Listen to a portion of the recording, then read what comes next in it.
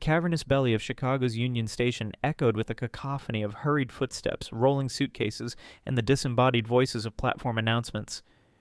5-year-old Leo clutched Barnaby, his threadbare teddy bear missing one button eye, burying his face in its familiar, slightly musty fur to muffle the overwhelming noise. His mother, Isabelle, held his other hand tightly, her knuckles white as she navigated the surging river of commuters. Isabelle was beautiful. Leo knew that even at 5. Her dark hair usually fell in soft waves, but today it was pulled back haphazardly, and her normally bright eyes darted nervously around the station, rarely meeting his own. She looked like she did sometimes late at night, when she thought he was asleep, worried and stressed, like she was listening for a sound only she could hear. "Here, sweetheart, let's sit here for a minute," Isabelle said, her voice strained, pulling him towards a worn wooden bench tucked away in a slightly less crowded alcove near the imposing marble staircase. She knelt in front of him, forcing a smile that didn't quite reach her eyes. The scent of her perfume, usually comforting, seemed faint today, overlaid with something sharp like anxiety. "Listen very carefully, Leo," she said, gripping his small shoulders. "Mommy has a super quick, super important errand to run, just over there." She vaguely waved a hand towards the bustling main concourse. "You need to wait for me right here on this bench. Don't move, okay? Promise me. Stay with Barnaby, and I'll be back with that big chocolate bar with the nuts you love before you even know it. Faster than fast." "Chocolate?" Leo's eyes widened slightly, momentarily distracted. "The biggest one," Isabelle confirmed, her voice catching slightly. "But you have to promise to wait right here. Be a brave boy for Mommy." "Okay, Mommy, I promise." He nodded solemnly, clutching Barnaby tighter. Isabelle gave him a quick, fierce hug, burying her face in his hair for a second. Then she stood up abruptly, smoothed her skirt, and gave him one last fleeting look. "Good boy, be brave." Before Leo could say anything else, she turned and walked quickly away, melting into the stream of people heading towards the station exit, not looking back. Leo watched her go, his small legs dangling far above the polished floor. He held Barnaby on his lap, patting his remaining button eye. Mommy would be back soon, with chocolate. He focused on that thought, a bright spot in the overwhelming noise and movement. He watched people rushing past, men in suits talking on phones, women pulling heavy bags, families trying to keep track of children almost his size. The giant clock high on the wall had big hands that moved too slowly. He counted pigeons strutting near the entrance, their heads bobbing. He listened to the train announcements, trying to understand the jumbled city names. He traced the worn carvings on the wooden bench with his finger. Barnaby felt soft and familiar in his lap. Mommy would be back soon. Time stretched, elastic and strange. The initial wave of commuters thinned. The frantic energy of the station subsided into a lower, steadier hum.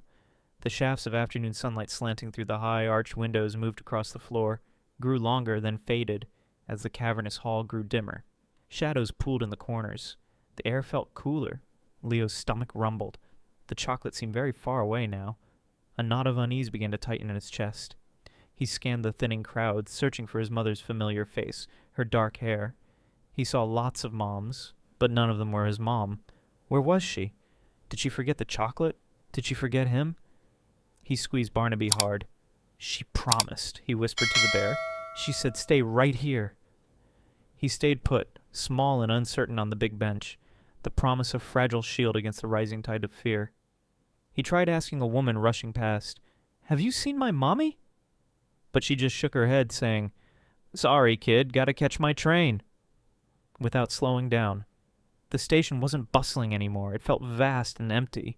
The remaining travelers looked tired, hurrying towards exits or settling in for long waits.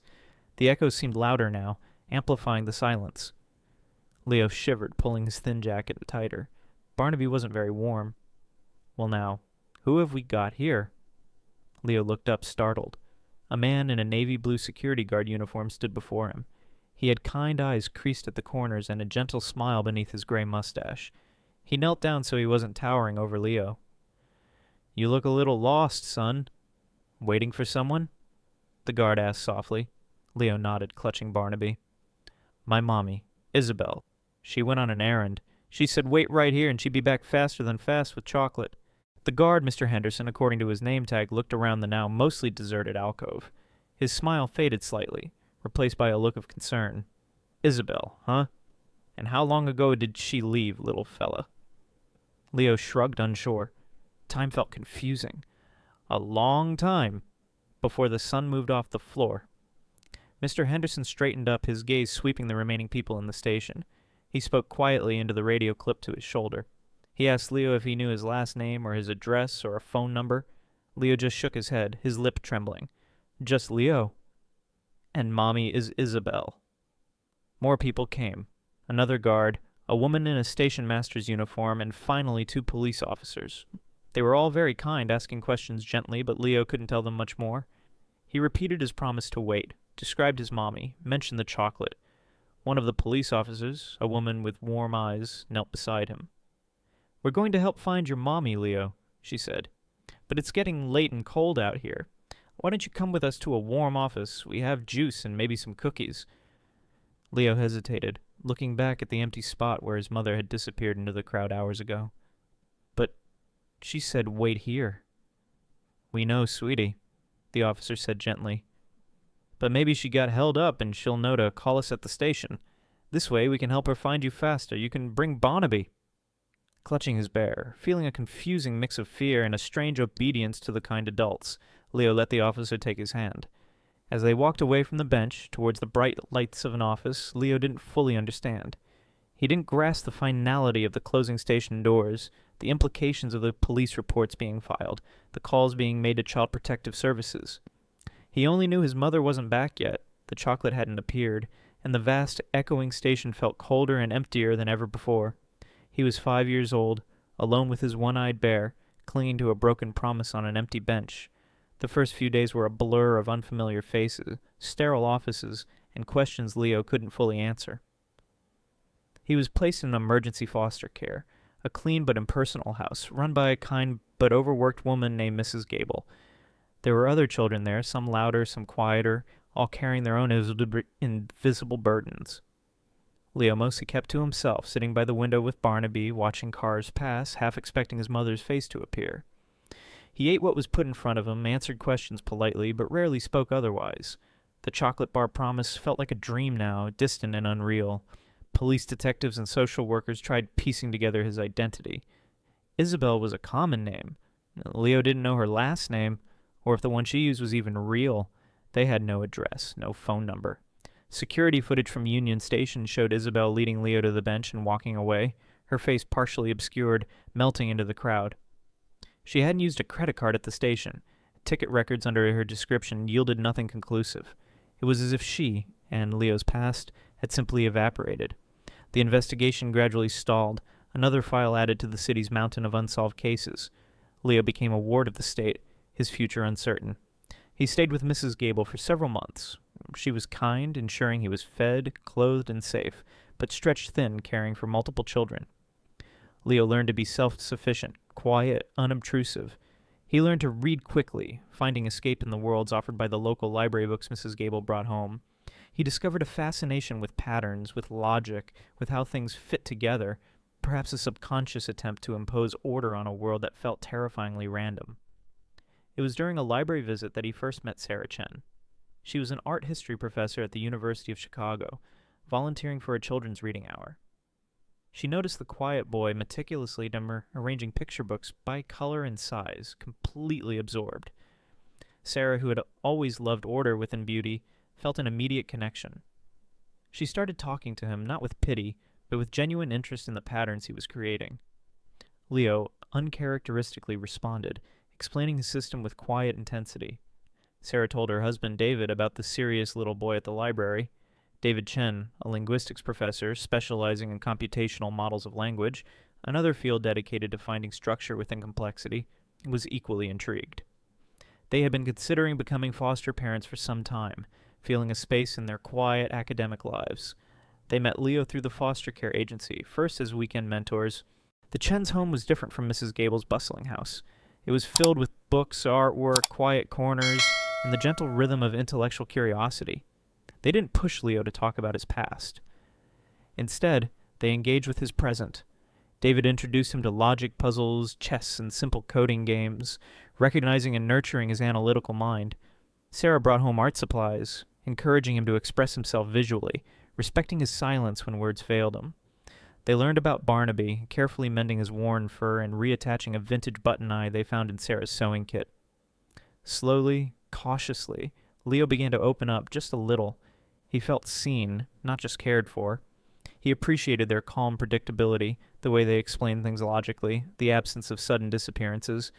After 6 months of weekend visits and growing attachment, David and Sarah made the decision. They wanted to adopt Leo. The legal process took time, navigating the bureaucracy of the state system.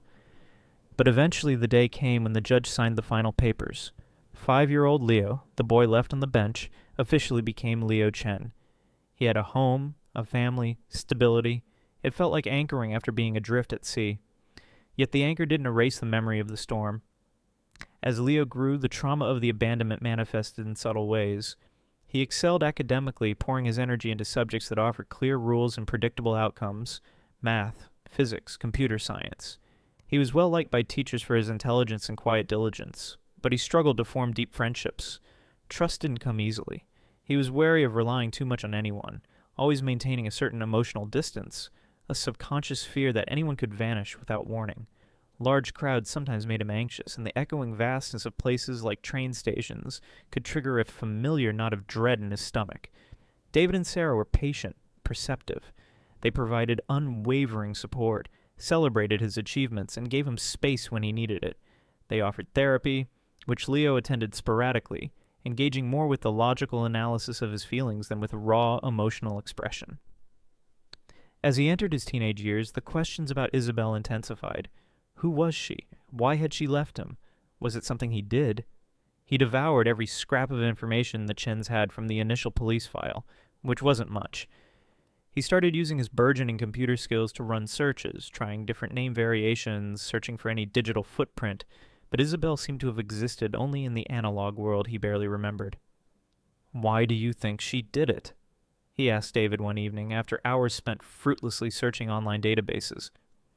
David put down the complex grammar treatise he was reading.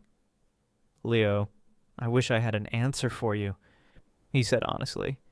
"People make difficult, sometimes inexplicable choices, often driven by circumstances or pressures we can't see. Fear, desperation, maybe even misguided intentions.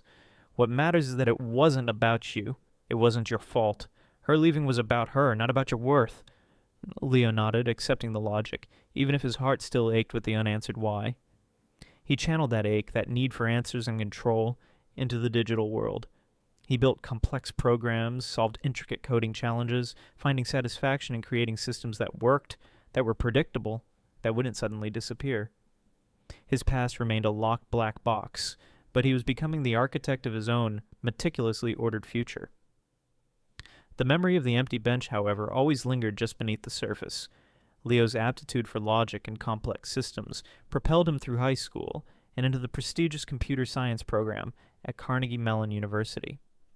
College was, for him, less about social exploration and more about deep immersion in the elegant architecture of code and algorithms. He thrived in the demanding environment, his mind finding a satisfying clarity in debugging complex programs and designing efficient data structures. While other students formed study groups and pulled all-nighters fueled by camaraderie and caffeine, Leo often worked alone, his focus intense, his drive relentless. He wasn't unfriendly, just reserved, his social interactions marked by a polite, analytical distance. He formed a few connections based on mutual respect for intellectual rigor, but deep, trusting friendships remained elusive. The ghost of the train station bench, the fear of sudden disappearance, made vulnerability feel like an unacceptable risk. He graduated summa cum laude, fielding lucrative offers from tech giants in Silicon Valley and beyond, but the prospect of slotting into a massive corporate machine felt stifling. Leo craved control, the ability to build something from the ground up, to create systems defined by his own logic, unburdened by bureaucracy or the whims of others. During his senior year, he developed a groundbreaking algorithm for optimizing complex logistical networks, supply chains, transportation routes, capable of finding efficiencies others missed. He saw its potential far beyond an academic project. Instead of accepting a high-paying job, Leo, with a small seed investment scraped together from academic awards and a modest loan, co-signed by David and Sarah, founded Logicor Technologies in a cramped office space near the university. His pitch was simple: data-driven precision for chaotic systems. His first clients were local manufacturing firms struggling with outdated supply chains. Leo's software delivered results, tangible cost savings, streamlined operations. Word began to spread. The next decade was a blur of intense work. Leo poured everything into Logicor. He was a demanding boss, expecting the same level of precision and dedication from his small, hand-picked team of engineers that he's demanded of himself. He wasn't driven by fame or extravagant wealth, but by the pure intellectual satisfaction of solving intractable problems, of bringing order to complex systems. His software evolved, incorporating machine learning and predictive analytics, finding applications in industries ranging from shipping and e-commerce to emergency services deployment. Logicor grew steadily, organically, building a reputation for innovation and reliability. By his early 30s, Leo Chen was a respected name in the specialized world of logistical AI. His company wasn't a household name like Novatech, but within its niche, it was highly valued, profitable, and known for its cutting-edge solutions. He had achieved the financial security and professional control he craved. He lived comfortably, though not extravagantly, in a modern condo overlooking the city, his life ordered, predictable, successful by any external measure. And yet, the ghost remained. The success felt incomplete. The central unanswered question of his own origin story lingered like an unresolved variable in an otherwise elegant equation. Why? Why had Isabelle left him on that bench? What circumstances could possibly justify abandoning her 5-year-old son? The not knowing was a persistent background hum beneath the surface of his carefully constructed life. Sometimes it would surface unexpectedly. Seeing a young mother patiently explaining something to her child on the street, the hollow echo of announcements in an airport terminal, finding an old photograph of himself as a small boy, holding Barnaby tucked away by Sarah. In those moments, the carefully built walls around his heart would momentarily crack, revealing the persistent ache beneath. His searches for Isabelle became more sophisticated over the years. He leveraged his own advanced tech skills, and occasionally the discrete resources of his company, running complex queries through fragmented public records, digitized archives, and ancestry databases. He found traces, potential matches for women named Isabelle, with similar ages or descriptions, scattered across different states, different decades, an old voter registration year, a marriage certificate there, none listing him, a possible utility bill from 15 years ago, tantalizing fragments that led only to dead ends or faded into digital noise. It was like chasing a phantom through corrupted data streams. Isabelle, it seemed, had either covered her tracks remarkably well or simply lived a life too disconnected from the digital world to leave a significant footprint. The puzzle remained stubbornly incomplete. David and Sarah watched his quiet, persistent search with gentle understanding. They never pushed him to stop, recognizing his deep-seated need for answers, but they occasionally expressed concern. "You've built such a remarkable life, Leo," Sarah told him one evening after finding him staring intently at an old, grainy photograph he'd unearthed online. A woman who vaguely resembled his memory of Isabelle. "Don't let the search for answers you might never find overshadow the present you've created." "I know," Leo had replied, closing the image file. "But understanding the past helps define the present, doesn't it? It's part of the system." They remained his anchor, his chosen family, their unwavering love and support are the one constant in his life's equation. They were proud of his success, but more proud of the resilient, intelligent, fundamentally good man he had become, despite the wound he carried. They just hoped that one day he would find a way to solve this final personal puzzle, or find peace in accepting that some variables might forever remain unknown. He had built an identity, a successful career, a fortress of logic and control, but the foundation still rested, in part, on the memory of an empty bench and an unanswered question. Leo was 36, Logicor was preparing to launch its most ambitious software suite yet, and his life operated with the predictable efficiency he'd engineered for it. Then on a Tuesday morning, an email slipped past his usually impenetrable filters, landing in his personal inbox with an innocuous subject line, "Hoping this is the right Leo Chen." He almost deleted it, assuming spam, but something made him pause.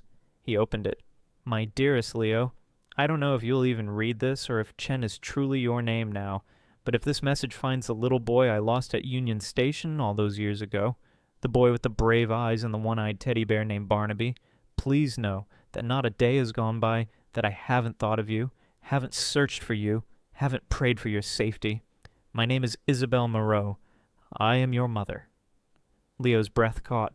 His meticulously ordered world seemed to fracture. Barnaby. Union Station. Details no stranger could know. He read on, his heart pounding against his ribs. "I know you must have questions, perhaps anger, and you deserve answers. The truth is, Leo, I didn't leave you willingly. I was fleeing, escaping a man, not your father, someone who came later, who was violent, controlling. He threatened us both. That day at the station, I thought I saw him. I panicked. I told you to wait, intending only to make sure we weren't being followed, to get us away safely. But in the chaos, I got turned around, lost in the crowd. When I made it back to the bench, you were gone. Security, police. They couldn't find you. I was terrified the man I was running from had somehow gotten to you, or that the authorities would take you from me because I was homeless, desperate. I had to keep running, Leo. I had nothing. Was forced to leave Chicago, lived in fear for years that he would find me, find us. I searched for you discreetly whenever I could, through missing children networks, anything I could access without leaving a trail that he could follow. It was hopeless. Until last month. I saw an article online in a business journal about Logicore Technologies and its brilliant founder, Leo Chen. The photo, it was you. Older, but unmistakably you. My heart stopped. Finding you now, seeing your success after everything fills me with more pride and more regret than I can express. I know I failed you terribly that day. I live with that guilt always. But please, Leo, if you can find it in your heart, I desperately want to see you, to try and explain, to somehow bridge these lost years. I have another daughter now, Chloe. You are half-sister. She knows about you, about the brother she never met. We just want a chance. With the deepest hope and regret, Isabelle." Leo read the email 3 times, his analytical mind warring with a sudden, overwhelming surge of long-buried emotion, fleeing abuse, a violent partner, a separation born of panic and fear, not intentional abandonment. It was a narrative that offered a potential, albeit painful, explanation for the inexplicable. It offered a victim, not a villain, and a sister. He had a sister. But the timing, finding him only after reading about his company's success, the vague explanation for decades of silence, his ingrained skepticism, honed by years of analyzing complex systems for flaws, immediately flagged inconsistencies. Yet the details about Barnaby, the station, they were undeniably real. He forwarded the email to David and Sarah, his hands unsteady. They read it, their expressions mirroring his own conflict. "It's plausible, Leo," David said carefully.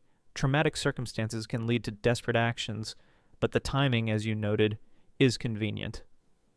"Be cautious, Leo," Sarah added, her hand resting gently on his arm. "Protect your heart." "But," she sighed, "after all these years, perhaps you need to hear her out for your own peace of mind. Just don't go alone." Leo spent a sleepless night wrestling with the implications. Hope, a fragile seedling he thought long withered, tentatively unfurled within him. Could this be the answer? Could his past be reframed not as abandonment, but as tragedy? He needed to know. He replied to Isabelle. His email brief, professional, suggesting a meeting in a public, neutral location, a quiet cafe in a downtown hotel lobby the following Saturday. He gave nothing away emotionally. He arrived early, choosing a table in the corner with a clear view of the entrance, his old situational awareness kicking in. David sat at a nearby table pretending to read a newspaper, a discreet, supportive presence. At precisely 11 a.m., Isabelle walked in. She looked older than her mid-50s, her face etched with lines that could be interpreted as hardship or as simply time. Her clothes were neat but inexpensive. Behind her trailed a young woman in her late 20s with Isabelle's dark hair but wary, intelligent eyes. Chloe. Isabelle scanned the lobby, her eyes landing on Leo. Recognition flared, followed by a wave of performed emotion. Tears welled as she rushed towards his table. "Leo? Oh, Leo, it is you!" Leo stood, bracing himself. She reached for him, but he subtly sidestepped the embrace, gesturing towards the chairs. "Isabelle, please, sit down." The meeting was strained, surreal. Isabelle wept, reiterated her story of fleeing the unnamed abusive man, the panic at the station, the lost years of desperate searching and poverty. She spoke of her overwhelming guilt, her prayers for his safety, her astonishment and pride at his success. She introduced Chloe, who offered a hesitant smile and murmured, It's unreal to finally meet you. Leo listened, his face unreadable. He asked pointed, factual questions. What was his name, the man you were fleeing? She hesitated, and gave a generic name. Which authorities did you report my disappearance to? Vague answers about being afraid, different cities. How did you support yourself all those years? Odd jobs, struggles, glossing over details. Her story felt rehearsed, emotionally overwrought, yet factually thin. He noted the way she kept glancing at his watch, the subtle references to her current difficult circumstances, the way she emphasized how Chloe had also suffered from their unstable past. Chloe remained mostly silent, watching Leo with an unnerving intensity, occasionally nodding along to Isabelle's narrative but offering little herself. When Isabelle hinted broadly about needing help to get back on her feet, now that they were finally reunited, Leo's internal alarms blared. The hope that had flickered within him began to dim, replaced by the cold certainty of his initial suspicion. This wasn't just about reconciliation. It was an approach, calculated and timed, leveraging a 30-year-old wound for present gain. I appreciate you sharing your story, Isabelle, Leo said finally, his voice carefully neutral as he signaled for the check. I need some time to process all of this. Isabelle's eyes flashed with momentary panic, quickly masked by a tearful smile. Of course, darling. Take all the time you need. We're family now. We have years to catch up. As they stood to leave, Chloe lagged slightly behind Isabelle. As she passed Leo's chair, her eyes met his for a fraction of a second, and she gave an almost imperceptible shake of her head. A silent warning? Or was it just his imagination, his ingrained distrust projecting patterns onto noise? He watched them walk away, Isabelle already talking animatedly to Chloe, likely debriefing the encounter. The ghosts hadn't just returned, they had arrived with an agenda. And Leo, the master of Zeta systems and strategy, knew this was just the opening move in a game he hadn't asked to play, but one he was uniquely equipped to analyze. The question wasn't why she left anymore. The question was why she came back. And he had a sinking feeling the answer wasn't love. The unease lingered long after Isabelle and Chloe had left the cafe. Leo replayed the conversation. Isabelle's tearful performance contrasted sharply with the factual inconsistencies in Chloe's unnerving silence, punctuated by that almost imperceptible headshake. His analytical mind flagged it as a critical data point. 2 days later, an email arrived from an anonymous, encrypted account. Leo, it's Chloe. I need to talk to you. Alone. Please. What my mother told you. It wasn't the whole truth. It included a disposable phone number. His suspicion hardening into certainty, Leo called the number. Chloe answered on the first ring, her voice low and hurried. She sounded genuinely distressed. They arranged to meet the next day at a quiet park on the other side of the city, far from anywhere Isabelle might expect. Sitting on a park bench. The irony wasn't lost on him. Chloe nervously recounted the real story, her words tumbling out in a rush of guilt and long-suppressed resentment. There was no abusive man, Leo, she began, twisting her hands in her lap. Not back then. Mom? She just felt overwhelmed. Trapped. You were 5. She was barely 24 herself. My dad.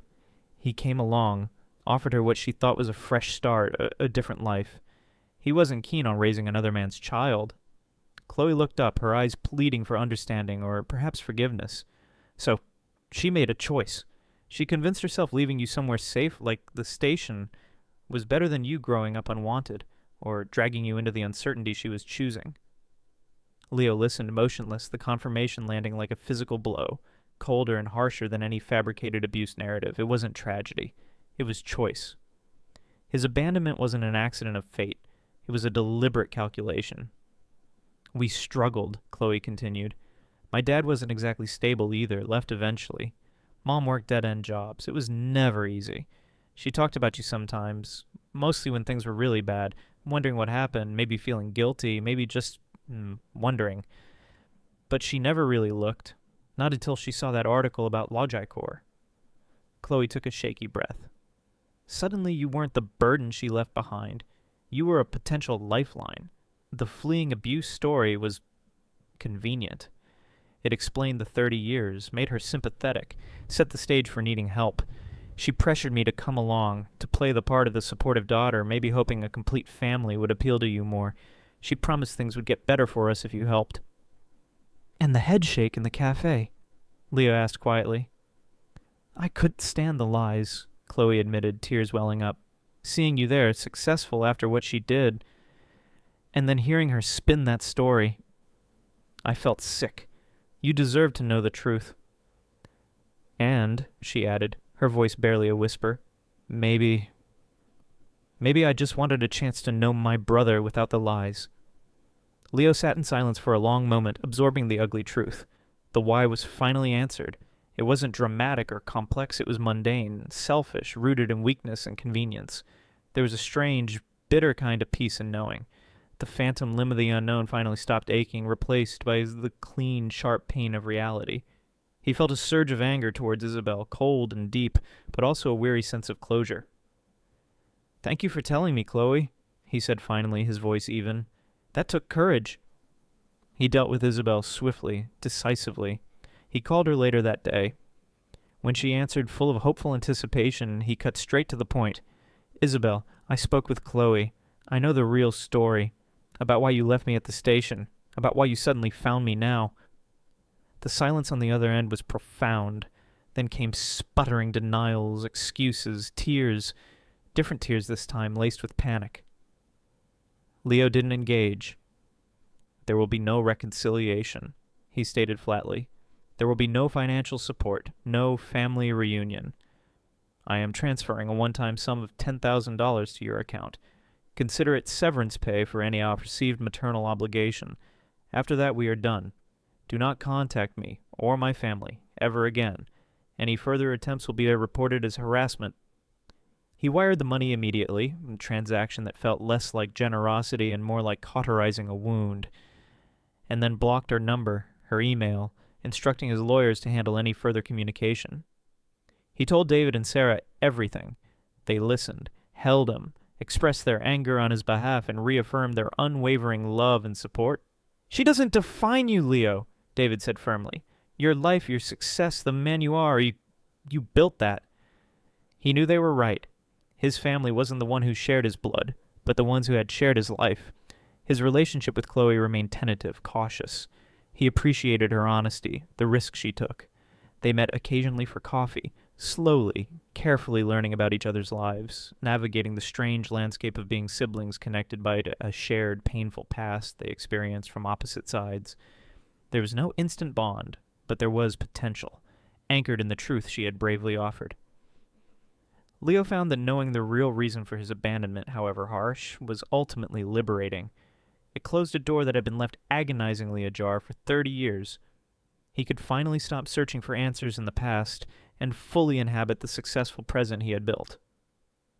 Logicor continued to thrive, fueled by his sharp, analytical mind, a mind perhaps even more attuned now to hidden patterns, unspoken motives, and the critical importance of secure systems, both digital and personal.